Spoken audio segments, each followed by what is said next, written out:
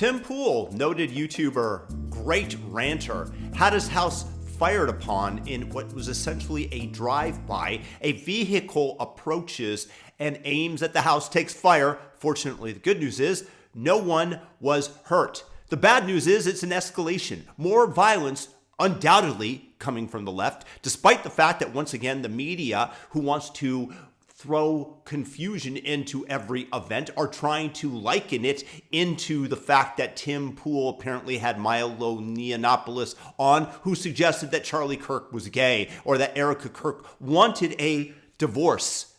Yes, this is what they try to do. They try to throw confusion into it to escape culpability that is automatically assigned to them, considering the fact that Antifa has been threatening him, the fact that leftists have done numerous swattings of Tim Pool, had an emergency crew come in there to evacuate them because of a credible bomb threat.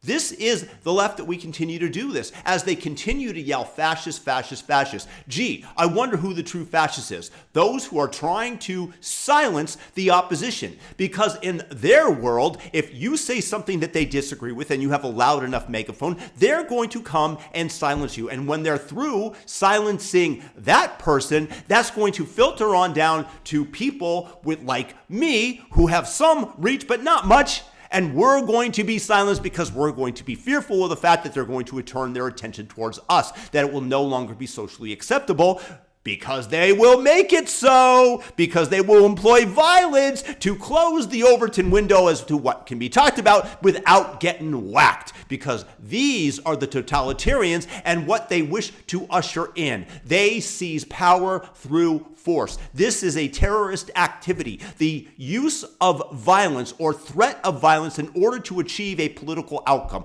Make no mistake about it that this is the definition of terrorism, and it was meant to shut him up, meant to silence him. And so we continue to speak out against this evil. Those wishing to silence us that stand up for the freedoms that the West has offered us. The idea that all men are created equal, that freedom of speech reigns supreme, and that you should be able to protect yourself with the gun, that the Second Amendment resoundingly says that we should.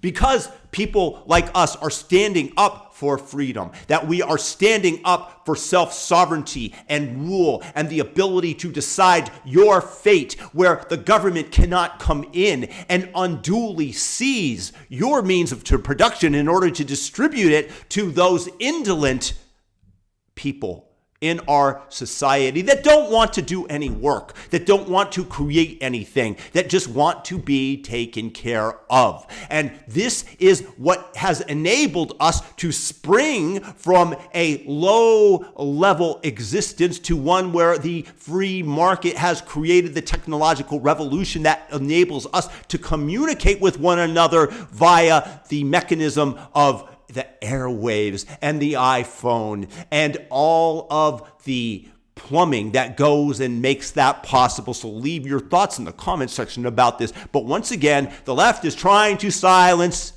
those with a voice. The left wants to continue their march unabated, and these voices seem to be problematic for them. So I stand with Tim Pool, and I don't want anybody to be silenced. Not the left, not the right. Let us meet in the arena and let our ideas battle each other like gladiators of the Roman days, and let the one who stands victorious based on merit, not based off of the fact that you can silence the opposition through the threat of actual violence.